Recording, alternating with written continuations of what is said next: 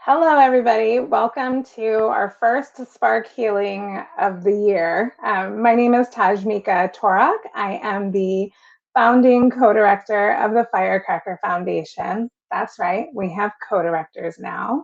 And I am excited to be here to have an important conversation about therapy for Black boys in particular. So a couple of things before we get started. I would invite you to follow us on Facebook and to click yes that you want live updates so that you can always be notified when we do these live videos. All of these videos live captioned on our YouTube account. You should be able to see captions or turn them on your video now. But just so you know, these will all be uploaded later as well. So I am very excited to be joining my friend Patrick Harris, who is just a dear one. He is lovely. He is a friend of mine for years. We actually met through the Firecracker Foundation when I did a call early on looking for survivors to participate in, I believe, our first ever Soulfire calendar. That's right. Patrick is a teacher.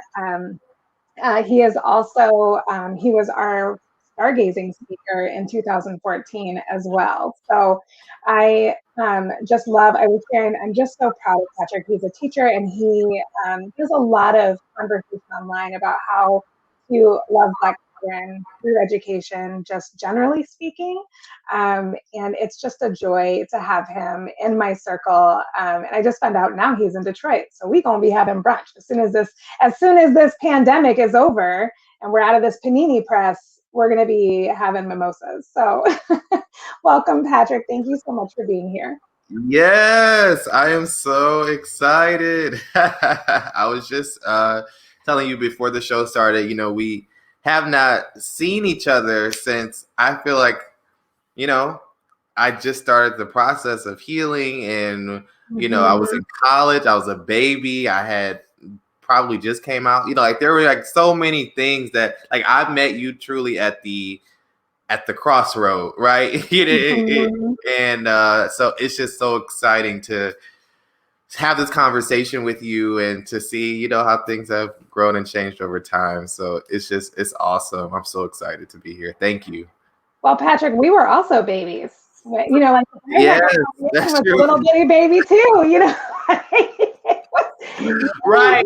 Like 2014 was like when we started the calendar, it was just 6 or 7 months before we actually started the organization. So the foundation itself was a little bitty baby. So. Yes, that's so true. So the reason I invited you on here is because we have been given this grant to support Black boys in particular in therapy. And I wanted to have this conversation because we've noticed we've had a real struggle moving these funds. And, I reflected to you that I know that there's such stigma around Black boys in particular accessing therapy. And I thought, who do I know? Who is someone who I know has done this work, who has been in these particular circumstances? And of course, I thought of you. And I'm wondering if you would just share a little bit about your story and how, first of all, how you came to be in the calendar and what that was like for you. Oh my gosh. Wow. So when I was 17 years old, I worked at a restaurant and it was a fantastic experience. And when I graduated high school, I thought that I was going to continue to work at the restaurant again through that summer. But I actually got a call from someone who I didn't even talk to that much in high school, but someone who said, "Hey, I know you love working with kids. I know, that's your passion, even in high school, right?" And so they have an open camp counselor position at a summer camp in Kalamazoo. And so I said, okay, that's fine. Mom, I'm out, right? Like, I don't want to work at this restaurant anymore. I want to sort of just be free and, start to get a head start on what it means to be independent. Mm-hmm. And so I packed up my little car and I drove 2 hours to the west side of the state to a cost-free summer camp in Kalamazoo. And that was profound for so many reasons. The first is like, this is my first time like being away for this amount of time. This is my first time even seeing like Kalamazoo, and like I knew nothing about this side of the state, right? Like, and I had to do nothing about the camp. I just was there. I was excited. I was just like ready. And when I got to the camp, I was approached by the assistant camp director, who was this really tall, flamboyant, exciting, like very outgoing leader, right, for this camp. And not long after being there, he said to me, he was just like, "You are so special. You are so awesome, right? Like I want to mentor you." He had just sort of like done this like social work program or whatever. And I was like, never really had a mentor before, right? Like I'm someone who had good grades in school. I'm someone who really enjoyed, um, just like doing different activities. I never really got into trouble. And so when I hear the word mentor, I'm thinking that's something wrong with me, and he's like, "Oh no, like I just want to, I know you're about to get ready to go to college. You're the first generation, right? Like I work with kids. You want to work with kids. How can I help you in this moment?" And I was like, not really sure. And so from there, we, we were getting to know each other throughout the camp experience, right? And I was also at the time questioning my sexuality. I was just like in this really weird space. And so I did think that I needed some sort of guidance, some sort of help. And, he said, "I'll be your mentor." And I said, "Okay."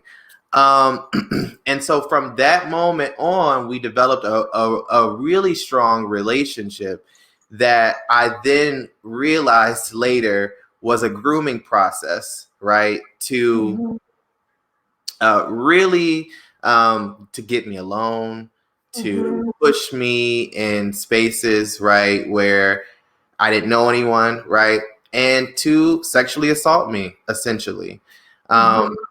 And at the time, I blamed myself. At the time, I said, this must be because I am queer. This must be because I am questioning. You know, I didn't truly understand what was happening at the time, but I did know that I did not consent. That I do know for sure. Right. And so from there, that happened over the course of 2 summers. And at the final summer, I finally, said, this is not right. I will tell someone, and I did tell someone, and I from there forward was just a roller coaster of emotions, a roller coaster of thoughts and feelings and insecurities and border and just confusion, right? Like what the hell just happened over the last 2 summers? And I knew that because I felt like I was in this alone, that I needed therapy immediately. And so I was like, all right, I'm going to the Michigan State Sexual Assault Center, and I'm going to go and I'm going to start there. And it was from there that I got connected with you and found out about this calendar. And at this point in time, I just wanted so desperately to feel better that I was willing to do whatever, be involved whatever, speak wherever, take a picture wherever, write wherever about this experience to process it, because it truly took years to really understand what truly happened. And so the Soul Gallery experience, right, was like such a profound thing, because I remember I was the only guy. And I remember that, like, I was just processing it all. But that was the first space where you really, and, you and the team just like really was like, yo, you're not alone in this. You are here, right? Like, we got you, and and like, let me highlight you and like push you up. And so Firecracker Foundation is like so instrumental in my journey. I'm having tears. I know, I'm trying. Yes. The glasses are coming off. Yes. I mean, for those who are not familiar, Soulfire is our multimedia gallery. And when we first did it, it was a calendar. And I believe that James has your photo with the quote from the calendar that maybe he can put up for us. Yeah. Look at that little baby. I felt so insecure about that quote. Oh. For so long. I was Can you read it? Can you read it for us? Yes. I chose to become a teacher because over the years, I've gained healing and regained power through the purity of their minds, the love in their hearts, and the joy in their smiles. And I don't think at the time that I could really, truly articulate why I said that. But now I do. It's just like, I would not be here with you in this moment on this live had it not been for those kids at that camp.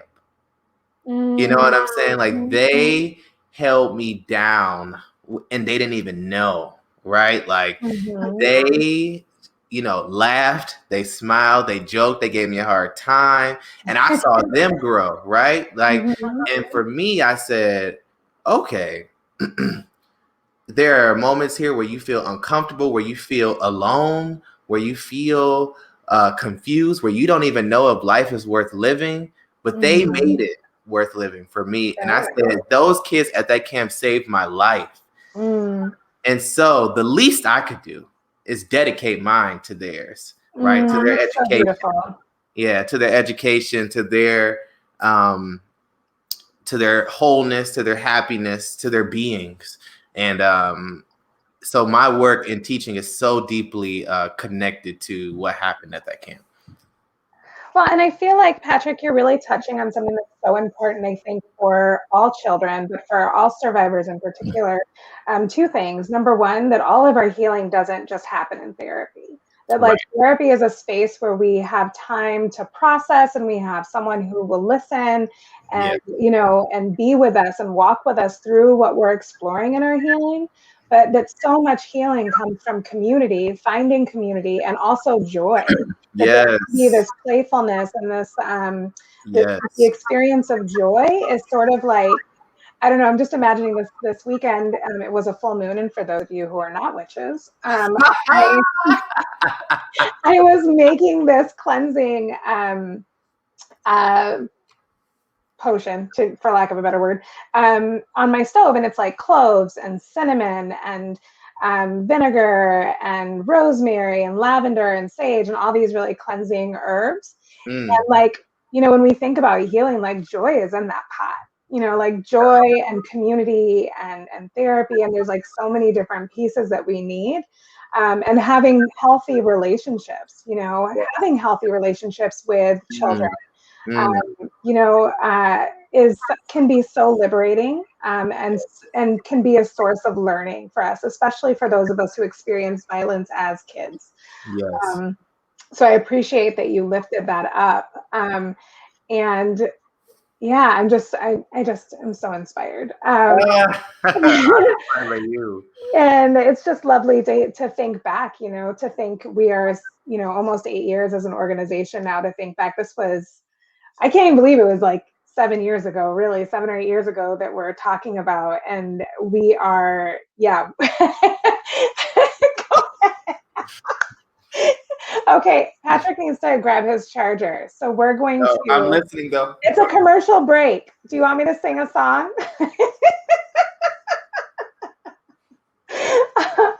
So while we wait for Patrick to come back. Oh, look, he's back already. Look at that. I didn't have a chance to give my commercial, which I was making up on the spot. So so you found us. We did the calendar, and one of the things that really appreciated my relationship to all of the people that I work with is super different, right? Like everybody has a different survivor experience, which is really what Soulfire is about, Right. you know? And what I appreciated, I think, in our relationship is just that, there there was just like a camaraderie around wanting the best for children, right? Like thinking Yes. deeply about what it means to Right. create spaces that are safe for children, that where they Mhm. can be the most free, where they can be the most themselves. Because as you said, this was like you had just come out. Like there was all of these other things that played into grooming and what Yes. kept you silent. And I just want to say that, I was 18 at the time, right? Mhm. And in some people's books, I was not a child, right? Right. Uh, Mhm. Right. right? Like I was technically an adult, right? You turn 18 and all of a sudden you're grown now. Mhm. But I still very much was a kid who had just graduated high school, right? And as someone who has just came out, which meant that I'm starting my childhood over again, right? Like when you come out, like that is a new process. That's a new journey because so many Mhm. queer children don't get the opportunity to explore openly and freely and safely their queer identities at young ages, and so we start that journey in our. Oh, I think you muted yourself.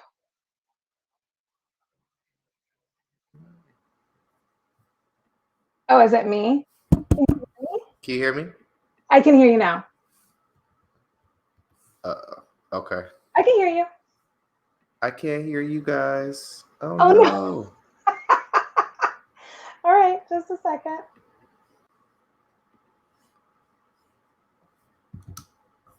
Da da da. We Yeah, can give me hear one you. second. Okay, you're going to rejoin. Okay. We are a comedy of errors today. It happens. What are you going to do? That's life. It's a pandemic, everybody. Yeah, that sounds good. We're going to have a commercial break real quick. And we're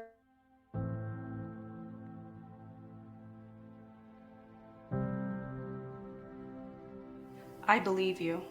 You have survived a lot. You are not alone. It's okay to not be okay. I'm not sure what's going to happen next, but I will do everything I can to keep you safe and to support you along the way.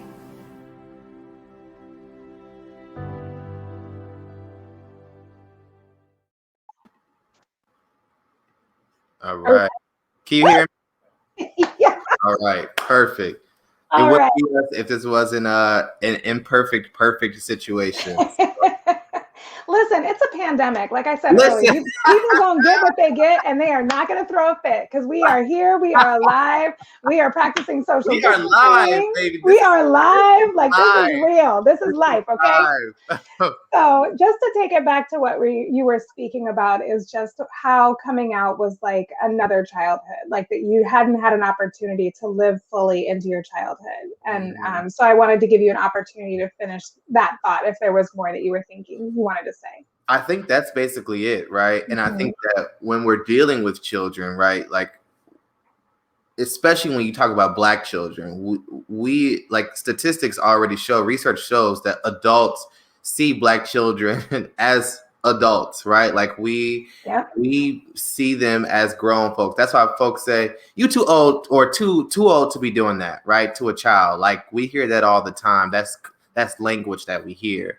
And so when you truly study like developmental psychology and like all those things and you truly Mhm. see children as children, like your whole perspective changes on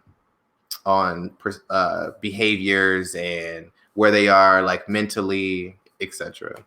Yeah, and so I'm so glad you brought that up because that's where I was headed next is really about the stigma, which I'm sure that you experienced as you were walking your journey. I mean, I'm so glad that you found support at the MSU Sexual Assault Program, and also that, it's not like you had a space for Black queer men Right. access therapeutic support, And so when we're thinking about how we create spaces for marginalized communities, it is getting around that stigma and being able to show up as your full self. And this is no shade.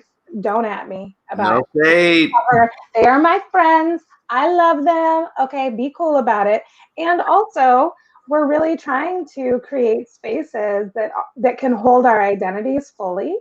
And when I think about Black youth being adultified, being seen as being criminalized, there was just a report that Black teens are like 4 times as likely to have a run-in with the police in our city. Okay, so that's not a national statistic. That's here locally.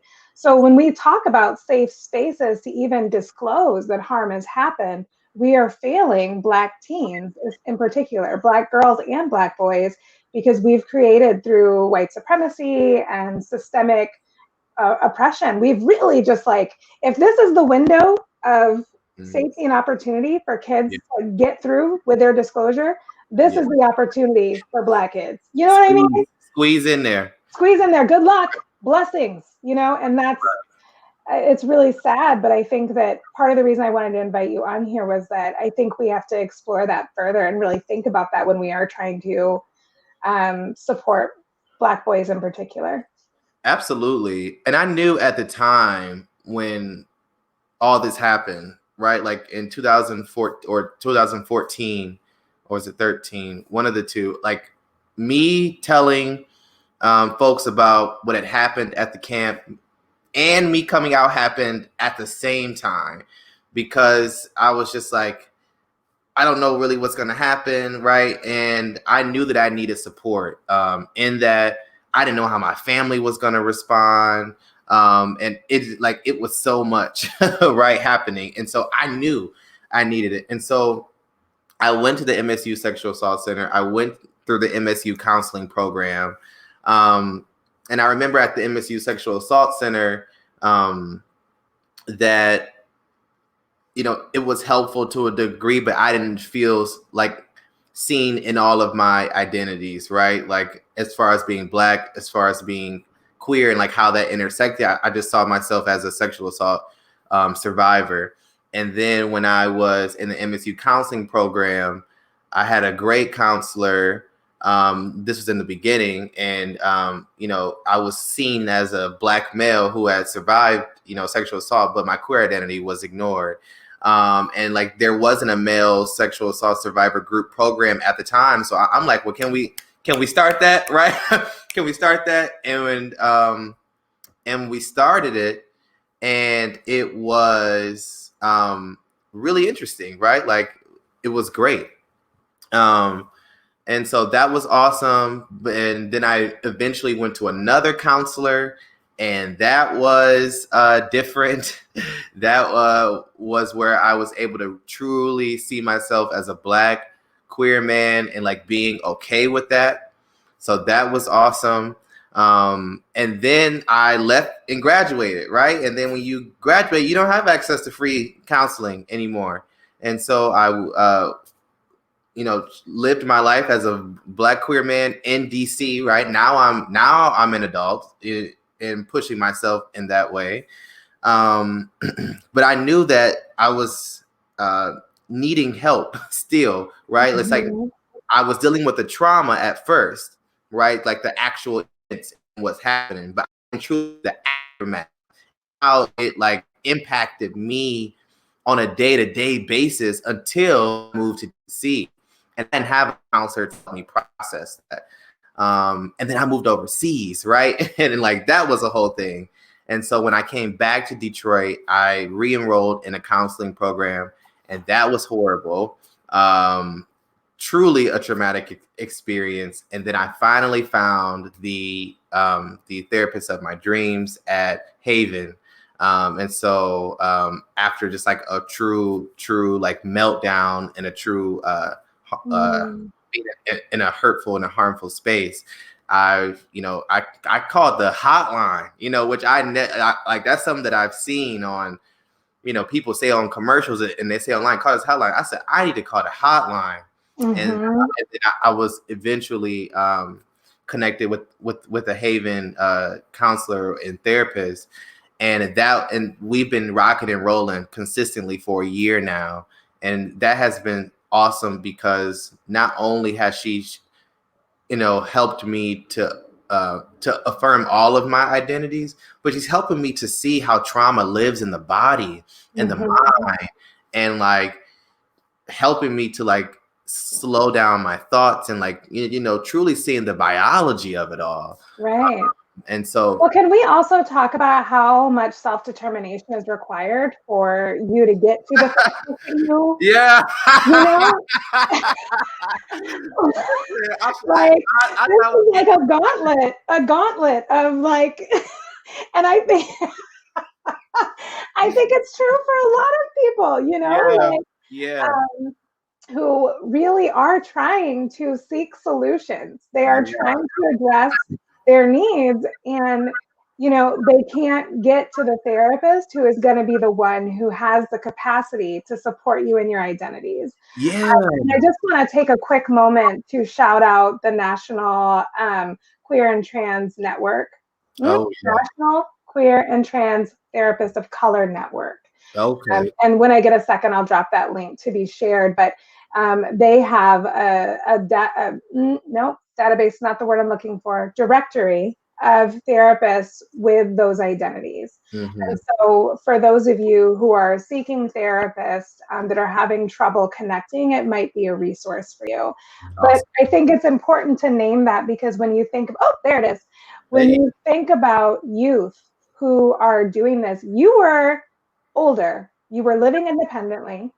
And when we're talking about children seeking support and having less autonomy and less power in those situations, I mean, it can be so challenging for them to even, find a therapist. And so we're really hoping to be able to, with these funds, we're being more expansive about how we want to use them. Originally, we were like, okay, anybody who comes to us, but we recognize our own limitations, right? We have a wait list. We may not be able to have the therapist that the youth needs, but like if there is a Black boy out here in our world, in our community, that is seeking therapy, who cannot afford it, or whose parents would be supported by subsidizing the cost of their therapy, we want to be able to provide that. So if you are a person who has information on a family that might fit that criteria, please email us at info@thefirecrackerfoundation.org. We would happily share and move that money into the hands of families who need it right now. And I think too, I'm thinking back to earlier, and even maybe a year and a half ago, when I told my family, right, it's like, yeah, I'm going to therapy, right? Like, it's like, whoa, what's wrong, right? And I think that's how I started my journey, right, figuring out what was wrong. And because I was in the midst of a crisis, both times all times that I was like seeking therapy, like I was at rock bottom, and I needed someone to pull me out. But that's not the only reason why we have to go to therapy. Like, something doesn't have to be wrong. You don't have to be at rock bottom. And I think so much, and I think this kind of speaks to, just the Black community's distrust sometimes with the medical field because of systemic racism. But at some point, we have to truly value preventative care, right? Like, what does it mean to invest in yourself before there is a problem? Yes, right? say that. Like, before there is a crisis, before you hit rock bottom, right? Like, can you start to work on your parachute before you fall, right? Like, so that you can float instead of landing on your butt, which is what I did, right? And that's just my experience, but there's so much power in just going and having a space for yourself to truly have a space to process your day to day, right? It doesn't have to be talking about your problems. It could literally just be a space for you to process your thoughts, what's happening in the world, and what it means for you, right? Like this world that we're living in, it's tough, right? It's traumatic. Absolutely. It's traumatic. And when I think about what children have gone through in the last year and a half, when I think about what they have gone through in the last 4 years, right? Like when I think about what they have gone through, we need a space to truly feel affirmed and to truly process all that we are seeing. Our children are consuming more media than ever before, right? They are creating algorithms that are telling them who they are. Right? Like we need space, like they need space to process that. They are in schools that are one size fit all, right? Like we need space to process that. And so I can't say enough how preventative therapy for Black children for Black boys is such a crucial investment. And I'm just so grateful that you're offering this service. Yeah, Patrick, it's so true that the world is just right. Oh, it's so intense. And to be able to say like, yes, our kids need support preemptively, because one thing that that I learned individually as a survivor who is also a parent, I remember standing on Lake Michigan watching my children swim. It was like sunset at Fisherman's Island, which is kind of like a really special space for my family. We go there every year because it's rustic and I don't know nobody there. So it's like so peaceful. And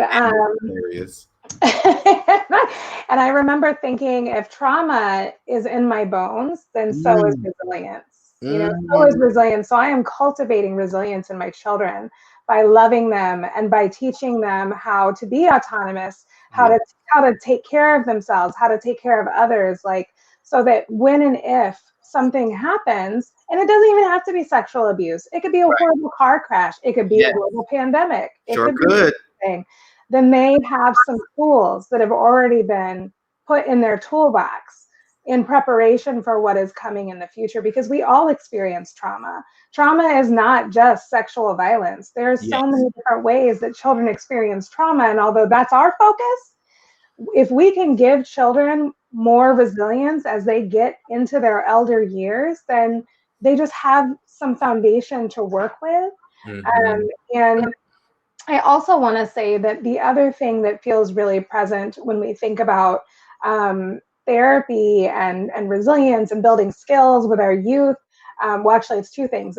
It's building skills for our adults too, number one, because we like to pretend like adults have these skills and that we're just bequeathing them unto our children. So please go to therapy if you can, if you are a parent, and do your work and do your reading, because we are not whole. I think so many of us, we are not. We are. If the train is on the way to wholeness, we're still on it. And some of us are still buying their tickets. So it's okay. Yes. So that's number one. Number two. What was my number two? Oh, accommodations. Like, we know that there's so much trauma in this world, right? And that children are experiencing death of parents, the incarceration of parents, food insecurity, homelessness. Like, we know that logically, but then when they enter environments like school, we suddenly don't feel like they need accommodations. When they enter our workspaces, we suddenly feel like they should be able to show up in a particular way. Right. So let's not be ableist towards our children either. Let's also bear witness to the ways that trauma shows up for them, whether that's showing up as ADD or OCD or other forms of mental health issues. I think that that's something that I think about a lot, is I hear people talking about children and I'm like, that's actually, I think that might be a disability. I think what you might be talking about is something that is outside of their control, but that you're naming as a behavioral problem. And some of that doesn't come out because we're not thinking through the lens of therapy, of skill building, of supporting. And we're thinking, I once had a therapist say to me that when kids come to therapy, they have to address the parents' concerns first, because their concern is often behavioral. And if they can address that, then they can actually do the work that needs to be done. Which makes me so sad, but and also a parent. So I want everyone to know that my kids be getting on my nerves too. Like they are hanging by a thread sometimes, and that thread is wet. Like I get it. So I am not saying this out of a place. I am not saying this out of a place of like judgment and finger waving, because okay. And also, I think that's why I mentioned the wholeness and capacity of parents. I think that's why I'm reading and going to therapy and doing my best to pull apart some of those toxic behaviors that I am holding, that I have embraced and been taught and internalized. So just some thoughts on, being a parent and raising whole kids. Anybody who's working with kids, right, who knows kids should, I can't tell you what you need to do, but I will say being in therapy has made me a better teacher, right? It's made me a better brother. It's made me a better, that's it, right? Cousin, right? Like that makes you better, because we're in the business of human work, right? And in order for us to do human work, we have to be the best version of ourselves.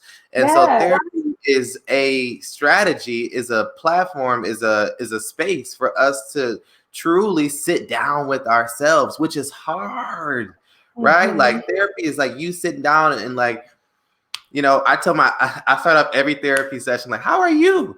What's going on? Everything okay? She's like, how are you? And I'm like, okay, you're reflecting back at me, right? Like you said, you're not gonna try. About you instead. Right. Like you're not gonna try to, do your charisma thing and get me. No, like it's about you, right? And that is, it just makes you a better friend. Like it just makes you a better person who connects with human beings. Yeah, absolutely. Yeah, and I think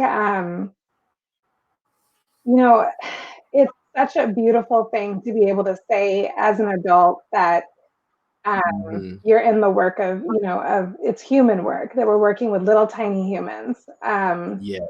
And I often, I think about that a lot, that we are shaping the future right now. Like we are shaping, we are legacy, like we are shaping our legacy. And it's like, how do we want children to grow up? What skills do we want them to have to build this future that we imagine? So if we imagine a future where people are whole, then guess what? Our children need to be whole. Like we need to give them what they need to be as whole as possible as they as they transition into their adulthood, right? And so I think a lot about legacy. I think a lot about what my personal legacy is. I think a lot about what my responsibility is as someone who is leading culture work in my community, and how I need to be accountable and transparent and, and sitting with myself, which I agree. First of all, therapy is not fun. So let's just go ahead and say that out loud. It is not a party. I have never been in therapy and left and been like, you know what? That was so fun. I love therapy. Like I have been grateful. I have been, I have felt good or calmer or more at peace. But I have never been like, you know what I want to do this weekend? I need to go hit up my therapist. Nobody wants to. Right. Especially when you walk in with like the best intentions and you're like, ooh, I only got good news, right? Like I'm about to share this and share that. And then all of a sudden, there's that one question or that one thought that you have. You're like, wait a minute.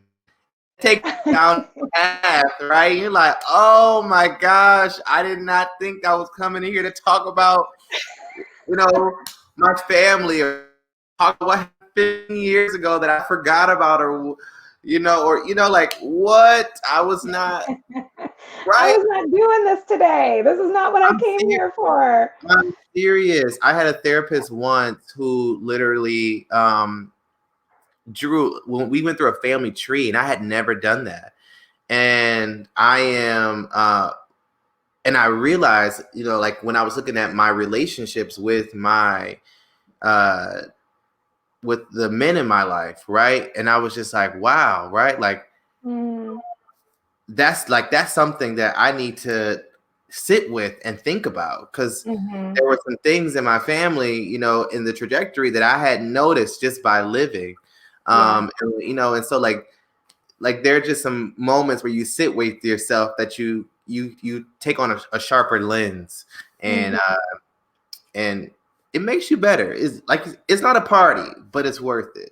It's more like, I wouldn't say it's a party, but it's like, a space for reflection, and sometimes that reflection can be really calm and peaceful, and other times it's just not, because it depends on what your life is. But I will say, to your point, there are so many people who want to go to therapy in crisis, right? Yes. Like, I'm in a crisis, I got to go get therapy immediately. Yeah. But then they back away when they're not in crisis, right? And so I think it's also really important to think about consistency. And then I can speak for myself. I remember one time I went to therapy, and then one time I didn't, and then I went back. And my therapist was like, honey, it's been a year. Did you know it's been a year? And I was like, okay, first of all, I have ADD, so I don't even know what you're talking about, because time means nothing to me. So let's start there. Second of all, I was like, oh no, it's been a year. I didn't even notice. Yeah. Trying really hard to maintain some sense of consistency, especially when you have something in particular that you want to reflect on or work through. Right. And especially with kids, because kids actually need to go, if they are building a relationship with a therapist and building rapport, they actually need to go once a week and sometimes twice a week in order to do that groundwork before they can even get into the meat of what's happening. I'm telling you this, when I first started therapy when I first met you, I was at the sexual assault center once a week. I was in the MSU counseling program once a week. And I had a very intelligent, caring, compassionate professor who I was going to see once a week. So I was going to see 3 people once a week. And then I added on the group therapy. So I had 4 opportunities to build rapport with people throughout that experience. And like, that was so crucial, right? Like, I needed to get to know folks. I wanted the different perspectives, right? I'm not saying you need to enroll in multiple therapists, but what I'm saying is, like, for that moment, that's what I needed. And like, the once every other month thing was not helpful for me in that moment, right? Like, I needed the once a week, right? And then as time goes along, you change it. When I started with my therapist, who I'm seeing right now, we were once a week. Every Saturday morning. And then once I got to a place where I felt like I had better control over my life, then we started going once a month, right? Now we're back at once a week again. Yeah. Because there's flexibility there.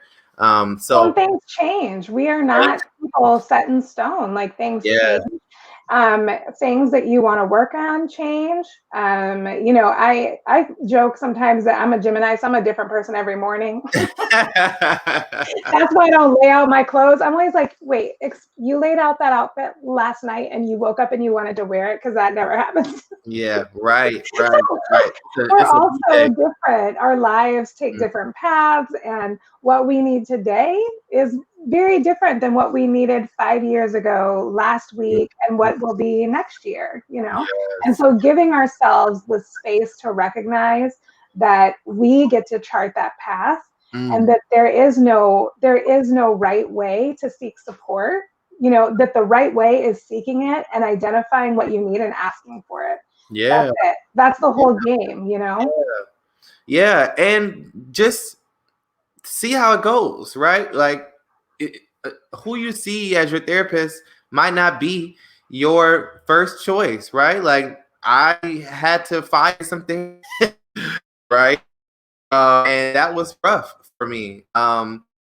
It's the going piece, right? It's the committing yourself to the process of investing in yourself.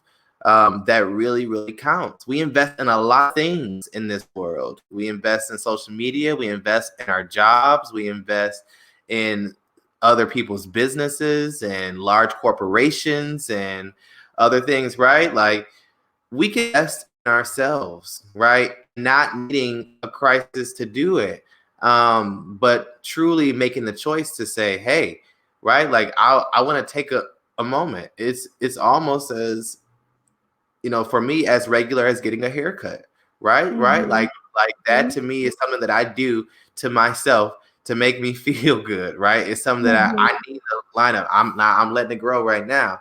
But generally, right? Like Mhm.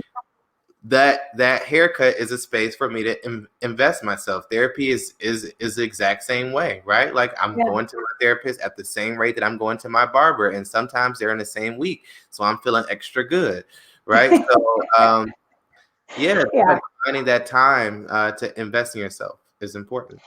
So I think we're at 45 minutes, so I'm going to go ahead and start closing us out because You know us. Yeah. we could talk forever. But I think I'd like to close it just on like um, what we would say to a Black boy who is considering needing support, asking for support. And for me, I'm also going to say to parents, right? Like that, you know, that we can actually talk about therapy with our kids, right? That it is an option that we can uplift and support our kids in seeking out Mhm. in a way that is healthy, right? Just the way that you explained it was so beautiful, right? Like this is just another way that we care for our well-being, just like we would go to the doctor, just like we go and get our hair cut, just the same way we update our clothing when it's got tears and holes in it.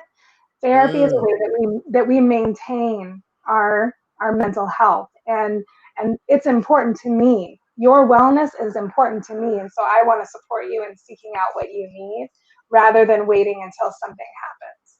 And also, Yeah. let's just say this too, like um, your kids in general, and my kids included, are not always going to go to you with their issues. And even though you can say a million times, please come to Yes. me, you can tell me anything.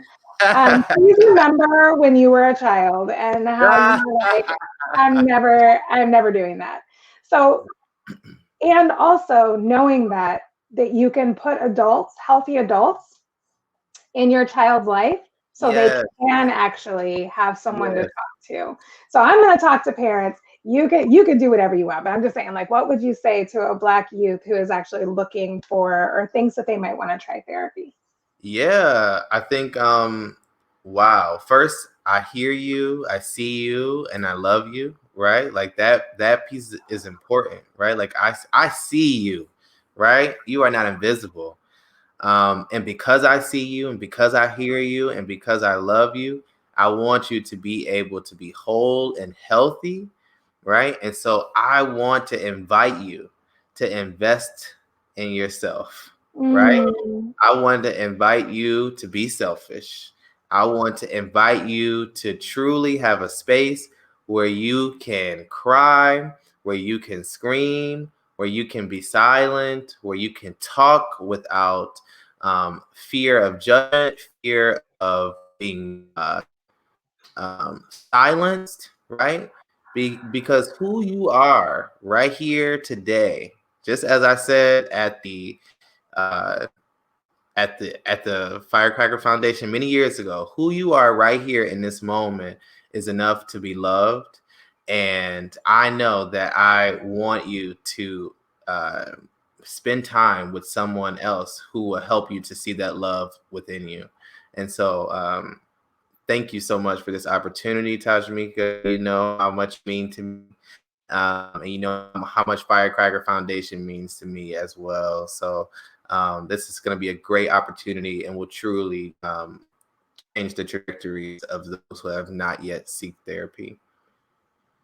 well, thank you so much for being here, and thank you for showing up in the way that you do, just as authentic as ever, and just as real and as grounded in love as ever. And I just want to say one more time that if you are someone who has access to Black boys who might even be considering, and really, honestly, it doesn't matter. Even if they're not thinking about it, share this video with them. If this video feels like a bunch of old people talking, then instead, which it might be actually at this point, um,